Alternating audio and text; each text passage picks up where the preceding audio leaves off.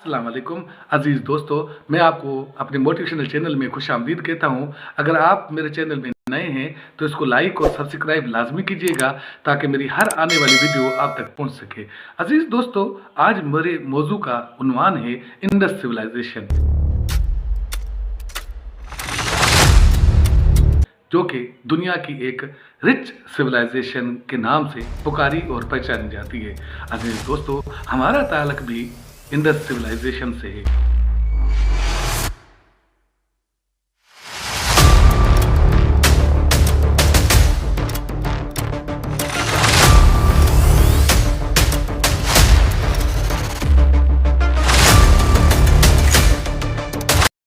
दुनिया के अंदर महज 3 पुरानी सिविलाइजेशन मौजूद थी जो कि अब उन नामों से पुकारी नहीं जाती हैं, लेकिन तारीख के अंदर इन सिविलाइजेशन का जिक्र बड़े ज़ोर शोर से आता है और इसके ऊपर तहकीक भी बहुत की गई है।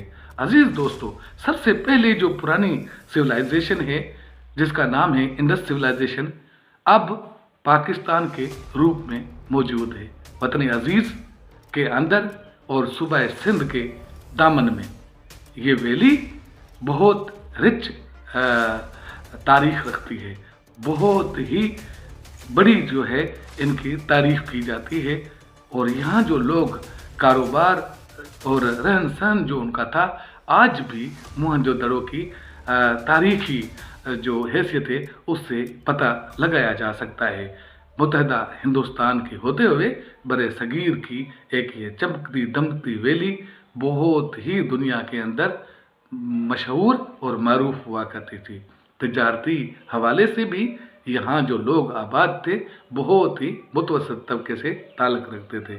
कुशादा गलियों के मालिक थे, कुशादा दिलियों के मालिक थे। बहुत ज़्यादा इनका कल्चर जो है रिच था। पहिए की ईजाद भी कहा जाता है यहाँ से ही शुरू हुआ है। इसका मकसद ये हुआ कि दुनिया को गाड़ी की जो रूप है, पहिए का जो रूप है या रूट है, वो रूट काज वादी सिंध से मुंतकिल हुआ है। अजीज़ दोस्तों, इसी हमारी वादी सिंध के अंदर और इसी पाकिस्तान के अंदर दूसरी जो रिच कल्चर और इंडस सिविलाइजेशन है वो है हड़प्पा। हड़प्पा की सूरत के अंदर मौजूद है। अजीज स्टूडेंट्स, हम इस सिविलाइजेशन की तो बात कर रहे हैं जो कि इस बड़े सगीर के अंदर मौजूद है। इसके साथ साथ जो कि अब पाकिस्तान का रूप धार चुकी है, पाकिस्तान के नाम से पुकारी जाती है। इसके साथ साथ दूसरी जो सबसे पुरानी सिविलाइजेशन है वो है पर्शियन सिविलाइजेशन। पर्शियन सिविलाइजेशन जो है आजकल ईरान कहलाती है। अजीज़ दोस्तों, ये भी बहुत रिचेस्ट सिविलाइजेशन थी और इनका भी नामो नामूस था दुनिया के अंदर। और तीसरी सिविलाइजेशन जो आजकल अपना पुराना नाम, तारीखी नाम खोकर इटली कहलाती है, ये रोमन सिविलाइजेशन थी। अजीज़ दोस्तों, ये जो दुनिया की बहुत बड़ी सिविलाइजेशन जो थी उस वक्त ये 3 थी और उसमें सबसे ज़्यादा जो अहम किरदार था वो इंडस सिविलाइजेशन का था। अजीज़ दोस्तों, यूँ तो आपने कई कंपनियों ने इंडस का नाम रखा होता है, लेकिन आपको यहाँ ये भी बता दूँ कि अंग्रेज़ ने जब यहाँ बड़े सगीर में कब्ज़ा किया तो इंडस सिविलाइजेशन के नाम के साथ इंडिया का नाम मंसूब करके इसको इंडिया गर्दाना जाता था वहाँ यूके के अंदर। अजीज़ दोस्तों, हमारी सिविलाइजेशन बहुत रिच सिविलाइजेशन है, बहुत अमीर सिविलाइजेशन है। हमारे पाकिस्तान को ये बड़ा फ़ख्र का मुकाम है कि हम वादी सिंध में दुनिया की बहुत बड़ी जो है एक डेड जो सोसाइटी है उसका अब भी आसार रखते हैं। दी अजीम कौमें जो हैं अपनी जो कल्चर है, जो उनका मयारी गुज़श्ता जो कल्चर था उसको तहफ़्फ़ुज़ देते हैं, आसार कदीमा का बहुत बड़ा ख्याल रखा करते हैं और अपनी आने वाली नस्लों को ये मुंतकिल करते रहते हैं कि हम बहुत बड़े सिविलाइजेशन का हिस्सा रहे हैं और हमारा कल्चर जो है वो दुनिया के अंदर जाना और पहचाना जाता है।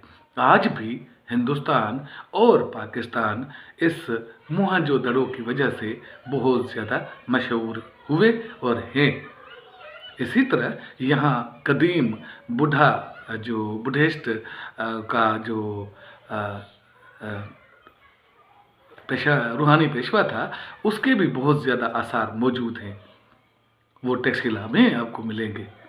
अजीज़ दोस्तों, ये कबल मसीह की बातें हैं कि हमारी सिंध जो है तिजारत में अव्वल दर्जे पे थी। शाहराह कुराकरम से होते हुए जब सामान वादी सिंध में पहुंचता था तो बजरिया कश्तियाँ ये सामान देवल की बंदरगाह से होता हुआ खलीज ममालिक को पहुंचता था और वहाँ से फिर यूरोप के दीगर इलाकों तक इसकी तरसील हुआ करती थी। अजीज़ दोस्त, अलमिया ये है कि हमने अपने रिचेस्ट और बहुत मुआशी तौर पे मुस्तहकम खित्ते के मालिक होने के बावजूद भी हमारे मुल्क को उस लेवल पे हम लेकर नहीं गए आज़ादी के बाद जहाँ हमने होना था। अल्लाह हम सब का हामी व नासिर हो।